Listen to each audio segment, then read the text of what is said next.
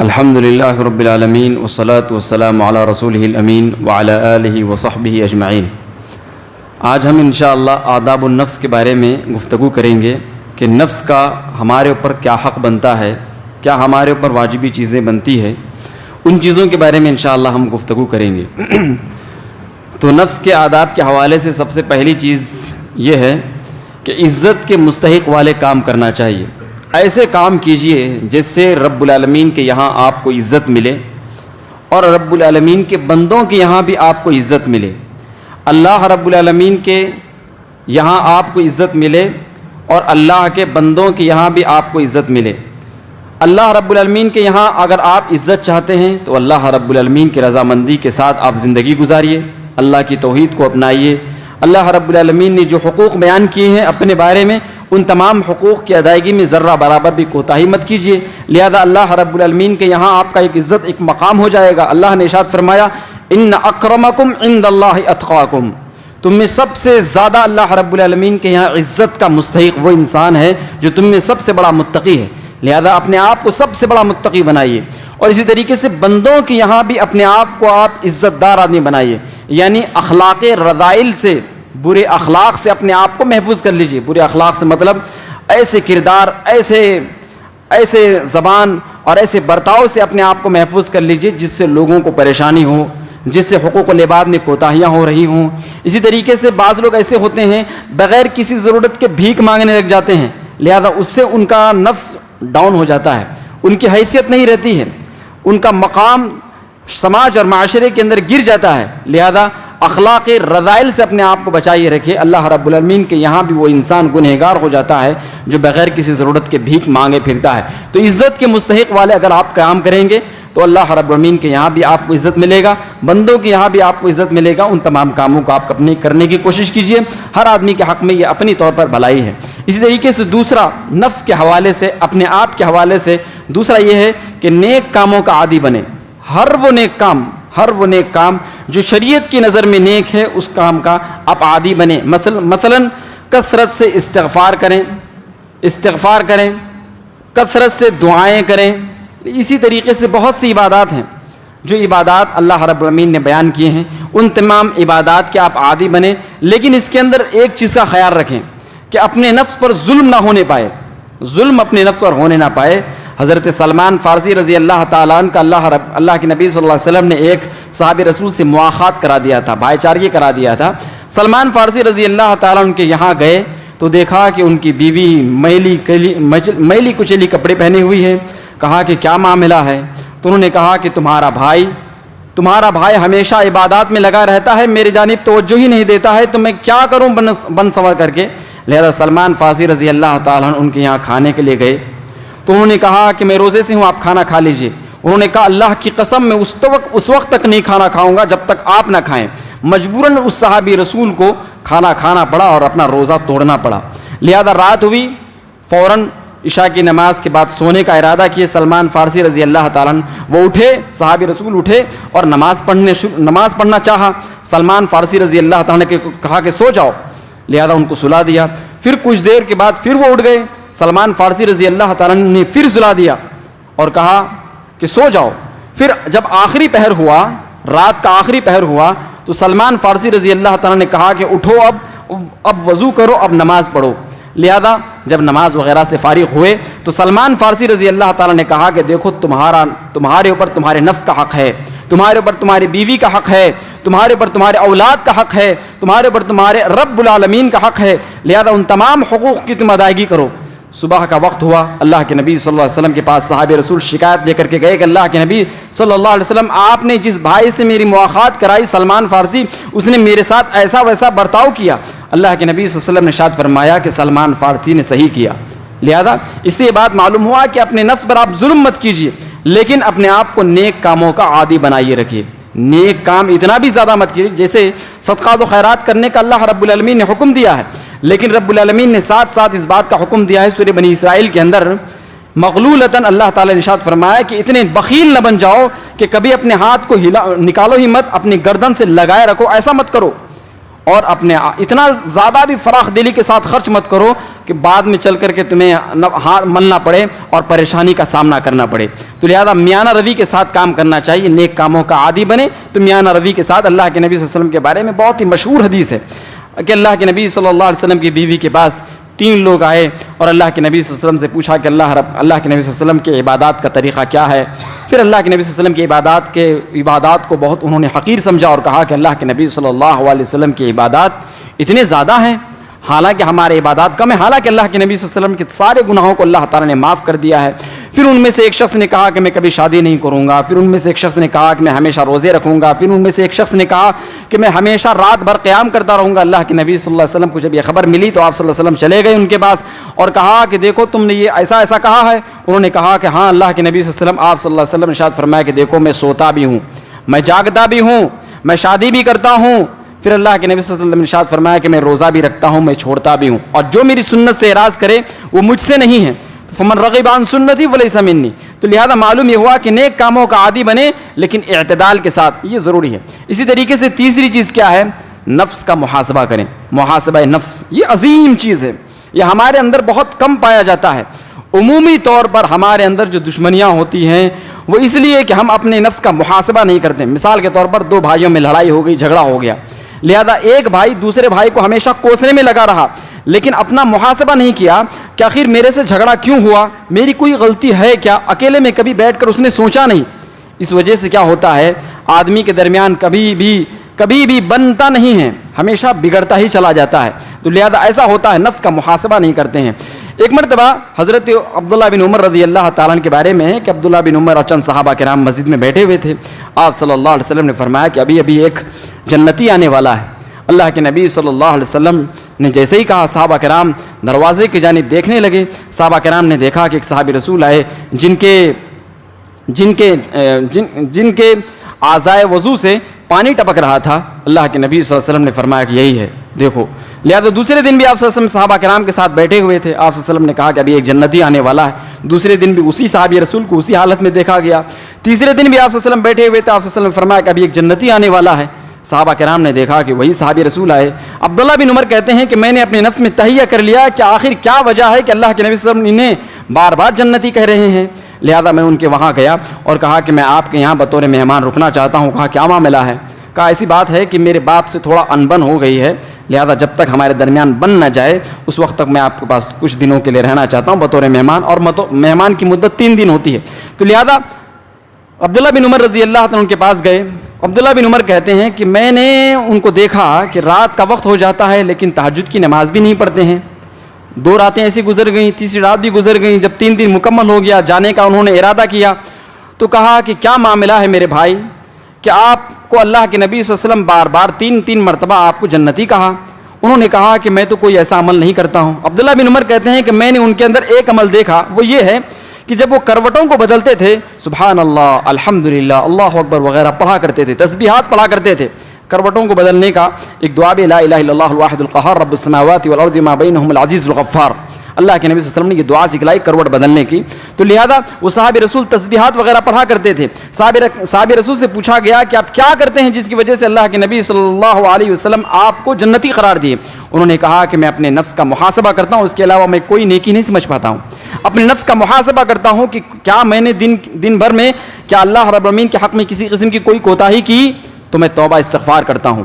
میں دیکھتا ہوں کہ کیا کسی بندوں کے حق میں نے کسی قسم کی کوئی کوتاہی کی, اگر کوتاہی کی تو میں پہلے اس سے اپنا معاملہ صاف کر لیتا ہوں, پھر اس کے بعد سوتا ہوں. اللہ اکبر. سوچئے نفس کا محاسبہ کا یہ عالم ہے کہ اللہ کے نبی صلی اللہ علیہ وسلم نے دنیا کے اندر ہی اس آدمی کو جنتی قرار دیا. لہذا نفس کا محاسبہ کیجئے, یہ آدمی کے لیے بہت بہتر ہے. حاسبو قبل ان تحاسبو. اللہ کے نبی صلی اللہ علیہ وسلم نے فرمایا کہ اپنے آپ کا محاسبہ کرو اس سے پہلے کہ تمہارا حساب کیا جائے. اور اللہ کے نبی صلی اللہ علیہ وسلم نے اس بات کو بیان فرمایا کہ جو انسان دنیاوی زندگی میں اپنے نفس کا محاسبہ کرتا ہے, اپنے آپ کے بارے میں حساب لگاتا ہے, قیامت کے دن اللہ تعالیٰ اس کا حساب بھی لگائے گا تو نہایت ہی سہل لگائے گا, نہایت ہی آسان لگائے گا. فسوف یحاسب حسابا یسیرا. اللہ تعالیٰ ان کا حساب بھی لے گا تو بہت ہی آسان حساب لے گا. تو لہذا اپنے نفس کا محاسبہ کریں, یہ ہمارے حق میں بھلائی ہے دنیا میں بھی اور آخرت میں بھی. اسی طریقے سے چوتھی چیز کیا ہے, ہمت و حوصلہ کو ہمیشہ بلند رکھیں, ہمیشہ بلند رکھیں. آپ چھوٹے ہیں, آپ معمولی ہیں, آپ کی جماعت معمولی ہے, لیکن آپ کا حوصلہ بلند رہنا چاہیے. سوچئے صحابہ کرام کی تعداد کتنی تھی مکہ کے اندر, مدینہ کے اندر کتنی تھی. جنگ کے لیے آ گئے مکہ سے 1000 فوجی, وہ بھی ان کے پاس سب کچھ ہے, ہتھیار ہے اور جنگی لباس ہے ان کے پاس, سب کچھ ہے, ہتھیار وغیرہ جتنے بھی قسم کے اس زمانے میں ہتھیار ہو سکتے تھے, تیر بھالا اور اس طریقے سے دھنوش اور تلوار اور ڈھال, تمام چیزیں تھی. صحابہ کرام کے پاس یہ سب نہیں تھی, اس کے باوجود بھی انہوں نے اپنا حوصلہ بلند رکھا. اللہ رب العالمین نے انہیں جیت دلائی. اللہ نے ارشاد فرمایا وَمَن يَتَوَكَّلْ عَلَى اللَّهِ فَهُوَ حَسْبُهُ, جو انسان اللہ پر بھروسہ کر لیتا ہے اللہ اس کے لیے کافی ہو جاتا ہے. فَإِذَا عَزَمْتَ فَتَوَكَّلْ عَلَى اللَّهِ, اللہ نے بیان فرمایا مومن کی شان ہوتی ہے کہ جب مومن کسی چیز کا ارادہ کر لیتا ہے تو وہ پیچھے نہیں ہٹتا بلکہ اللہ پر بھروسہ کر لیتا ہے اور آگے بڑھ جاتا ہے. تو لہذا ہمیشہ اپنے حوصلے کو بلند رکھیں, اللہ تعالیٰ اس انسان کو کامیابی عنایت فرماتا ہے. اللہ اکبر. اللہ رب العالمین نے دنیا کے اندر, سوچئے خالد بن ولید رضی اللہ تعالیٰ کا معاملہ لیجئے. خالد بن ولید رضی اللہ تعالیٰ کے بارے میں آتا ہے کہ انہوں نے عمر فاروق اور حضرت ابو بکر صدیق رضی اللہ تعالیٰ کے زمانے میں بس 2-2.5-3 سال کا وقفہ تھا, 2-2.5-3 سال کا, انہوں نے تقریباً 350 سے زیادہ جنگیں کی.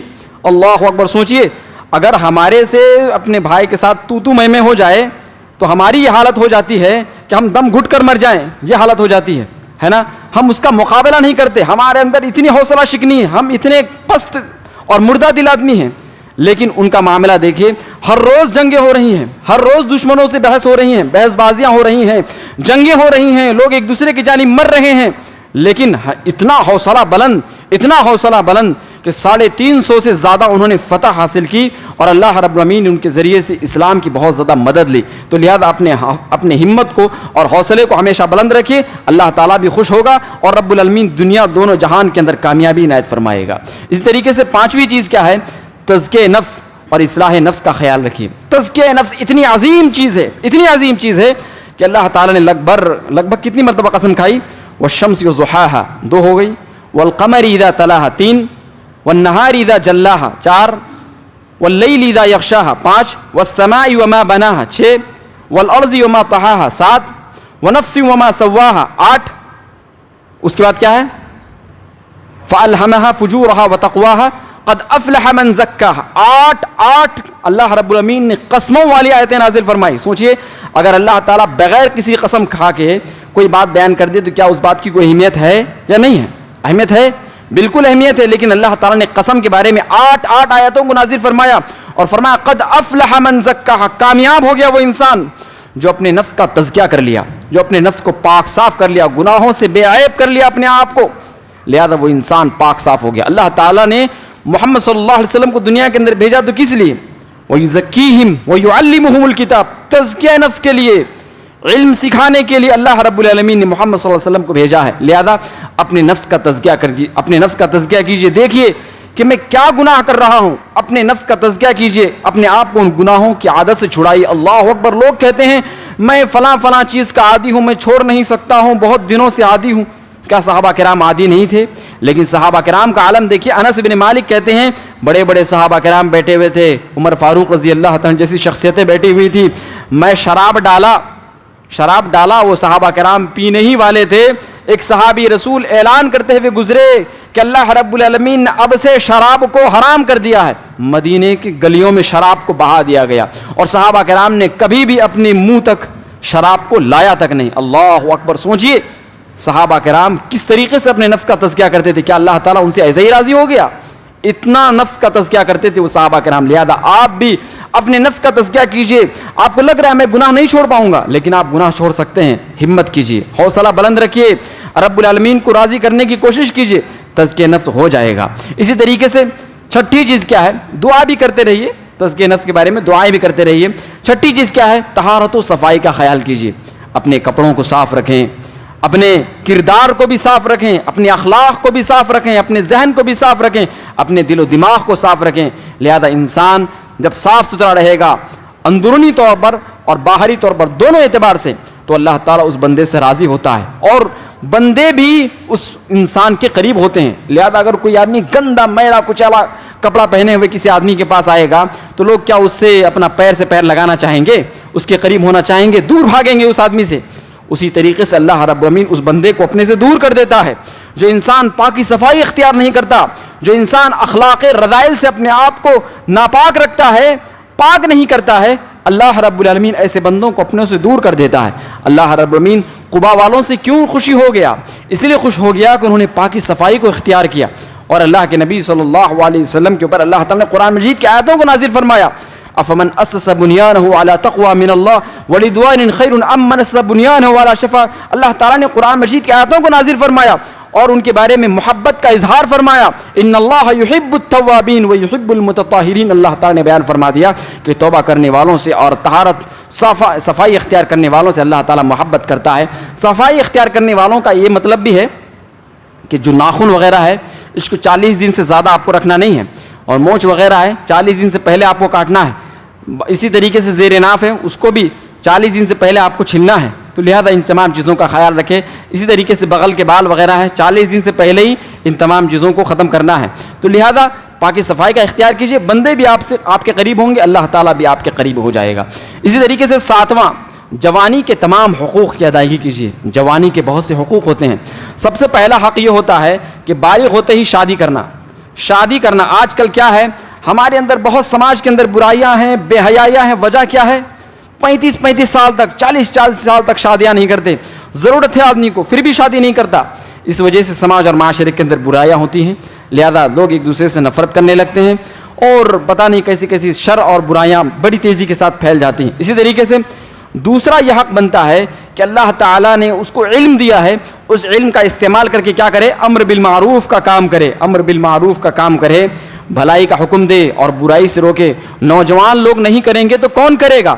اللہ رب العالمین نے ان نوجوانوں کی تعریف کی سورۃ الکہف کے اندر، جو نوجوان نیکی اور بھلائی کے معاملے میں آگے بڑھ جاتے ہیں۔ اللہ رب العالمین نے اصحاب کہف والوں کی تعریف کی، وہ نوجوان لوگ تھے، انہوں نے بڑھ چڑھ کر کے حصہ لیا تھا۔ اسی طریقے سے تیسری چیز کیا ہے، آپ کو کیا کرنا ہے؟ دوسروں پر بوجھ نہیں بننا ہے، بوجھ نہیں بننا ہے۔ خصوصی طور پر کیا ہوتا ہے، ماں باپ پر بوجھ بنے ہوئے رہتے ہیں۔ کچھ ایسے لوگ ہوتے ہیں بوڑھے ہو جاتے ہیں، 50 سال کی عمر ہو جاتی ہے ان کی، لیکن ماں باپ اگر زندہ ہے تو ان پر بوجھ بنے بیٹھے ہیں، ایسے لوگ ہو جاتے ہیں۔ لہذا آپ کو کسی آدمی پر بوجھ نہیں بننا ہے، نہ اپنے بھائی پر بوجھ بننا ہے، نہ ہی اپنے ماں باپ پر بوجھ بننا ہے۔ اللہ تعالیٰ نے آپ کو بوجھ بنا کر دنیا میں نہیں بھیجا، آپ کو لوگوں کے ساتھ اچھائی والا معاملہ کرنے کے لیے بھیجا ہے۔ آپ لوگوں کے لیے بھلائی کا معاملہ کرنے والے بنیے، آپ لوگوں کے لیے رحمت کا ذریعہ بنے، بوجھ نہ بنے۔ اسی طریقے سے چوتھی چیز کیا ہے، آپ نے شادی کی ہے تو لہذا شادی کے تمام حقوق کو ادائی کیجیے۔ اسی طریقے سے چوتھی چیز جو میں بیان کرنا چاہتا ہوں وہ یہ ہے کہ آدمی کو چاہیے لوگوں کا محتاج نہ رہے، بوجھ شادی کرے، امر بالمعروف کا کام کرے اور بوجھ لوگوں کے نہ بنے۔ اور چوتھی چیز میرے ذہن میں آ نہیں رہی ہے، لہذا آپ میں سے کسی کے ذہن میں کوئی بات ہے جوانی کے سلسلے میں؟ جوانی کے سلسلے میں کسی قسم کی کوئی بات ہے؟ امر بالمعروف کا کام کریں، اسی طریقے سے برائی سے اپنے آپ کو روکیں۔ برائی سے بھی اپنے آپ کو روکنا نہایت ضروری ہے۔ لوگ نگاہوں کی حفاظت نہیں کرتے، شرمگاہوں کی حفاظت نہیں کرتے، برائی کے معاملے میں مدد کرتے ہیں، اسی طریقے سے برائی کے معاملات میں حصہ بھی لیتے ہیں۔ پانچویں اہم ترین چیز جو میں کہنا چاہتا تھا، حق کی جستجو کیجیے، حق کی جستجو کیجیے۔ دیکھیے کہ میں جس عمل پہ تھا وہ عمل کیا حق ہے یا برائی پر محمول ہے۔ اللہ تعالیٰ نے قرآن مجید کے اندر بیان فرمایا ہے، لا یکلف اللہ نفسا الا وسعہا، اللہ تعالیٰ کسی بھی نفس کو اس کی طاقت سے زیادہ تکلیف میں نہیں ڈالتا، لیکن آپ جوان ہو گئے ہیں، آپ مکلف بن گئے ہیں۔ اگر آپ مکلف بنے ہوئے ہیں اور اللہ کی عبادت نہیں کریں گے اور اللہ رب العالمین کو نہیں پہچانیں گے، اپنی عبادت کے مقصد کو نہیں جانیں گے، تو یقینی طور پر آپ برے معاملے میں پھنسے ہوئے ہیں۔ اللہ تعالیٰ نے قرآن مجید کے اندر بیان فرمایا، الست بربکم قالوا بلی شہدنا ان تقولوا یوم القیامۃ انا کنا عن هذا غافلین او تقولوا انما اشرک آباؤنا من قبل وَكُنَّا ذُرِّيَّةً مِّن بَعْدِهِمْ أَفَتُهْلِكُنَا بِمَا فَعَلَ الْمُبْطِلُونَ۔ اللہ تعالیٰ جب اہل عہد الست لے رہا تھا تو پوچھا کہ تمہارا رب کون ہے؟ انہوں نے کہا کہ رب العالمین تو ہی تو ہے۔ قالوا بلی شہدنا، ہم سب اس بات پر گواہ۔ اللہ تعالیٰ نے فرمایا دیکھو آج کے دن تم نے گواہی دے دی، کہیں یہ مت کہنا قیامت کے دن کہ اللہ تعالیٰ ہمارے باپ دادا تھے وہ جو برائی کے کام پر لگے ہوئے تھے، ہم تو ان کی ذریت تھے، کیا ہماری برائیوں کا، ان کی برائیوں کی وجہ سے جو ہم نے برائیاں کی ہے تو اس کی وجہ سے تو ہمیں سزا دے گا؟ اللہ تعالیٰ نے بیان فرمایا تمہاری یہ بہانہ بازی نہیں چلے گی۔ اللہ نے ایک اور جگہ ارشاد فرمایا، اولم نعمرکم ما یتذکر فیہ من تذکر وجاءکم النذیر۔ جہنم میں جب لوگوں کو پھینک دیا جائے گا اور جہنم میں جب چیخیں اور دہاڑے مارتے ہوئے لوگ روئیں گے، وہ کہیں گے رب العالمین تو ہمیں جہنم سے نکال دے، ربنا اخرجنا، رب العالمین جہنم سے ہمیں نکال دے۔ اللہ تعالیٰ فرمائے گا کیا ہم نے تمہیں اتنی زندگی نہیں دی تھی، اتنا عقل تم نے ہمیں کیا نہیں دیا تھا کہ اگر تم نصیحت حاصل کرنا چاہتے تو نصیحت حاصل کر لیتے؟ تو معلوم یہ ہوا کہ حق کی جستجو کرنا نہایت ضروری، جوانی کے حقوق میں سے اہم ترین حق کی جستجو کرنا نہایت ضروری ہے۔ اگر آپ بے غفلتی کے ساتھ زندگی گزار دیں گے تو اللہ تعالیٰ اس کا ذمہ دار نہیں، قیامت کے دن اللہ رب العالمین اس کا حساب کا چکتا کرنے والا ہے۔ تو لہذا نفس کے آداب کے حوالے سے میں نے 7 باتیں بیان کی۔ عزت کے مستحق والے کام کیجئے، نمبر 2 نیک کاموں کا عادی بنے، نمبر 3 نفس کا محاسبہ کیجئے، نمبر 4 ہمت و حوصلہ کو بلند رکھیے، نمبر 5 تزکیہ و اصلاح نفس کا خیال رکھیں اور کرتے رہیں، طہارت و صفائی کا خیال رکھیں، اور نمبر 7 جوانی کے تمام حقوق کا خیال رکھیں، شادی کریں، بھلائی کا حکم دیں، برائی سے روکیں، اور اسی طریقے سے لوگوں پر بوجھ نہ بنیں اور خود بھی برائی میں ہرگز ملوث نہ ہوں، اور اسی طریقے سے حق کی جستجو اور تلاش کرے، ہدایت کی راہ کو اپنانے کی کوشش کرے۔ کوئی بات رہ گئی؟ جوانی کی عبادت، لہذا برائی سے اگر کوئی آدمی رکے گا تو انشاءاللہ جوانی کی عبادت کر پائے گا، ضرور کر پائے گا۔ تو لہذا جوانی کے اندر عبادت بھی کرنی چاہیے۔ چھٹی چیز اگر جوانی کی عبادت اس میں شامل کریں تو بڑی اہم ترین چیز ہے، اللہ تعالیٰ اس چیز کو بہت زیادہ پسند فرماتا ہے۔ جوانی کی عبادت کی وجہ سے اللہ تعالیٰ لوگوں کو عرش کا سایہ بھی عنایت فرمانے والا ہے، جیسا کہ آپ نے سنا ہوگا۔ تو لہذا انہی باتوں کے ساتھ میں اپنی بات کو ختم کرتا ہوں۔ اللہ تعالیٰ سے دعا کرتا ہوں کہ رب العالمین تو سب سے پہلے مجھے اور پھر ہم سب کو نفس کے تمام آداب کا خیال رکھنے کی توفیق عنایت فرما، دنیا و آخرت میں ہمیں ہر قسم کی بھلائی عنایت فرما، اور موت کے بعد ہم سب کا ٹھکانہ جنت الفردوس بنا۔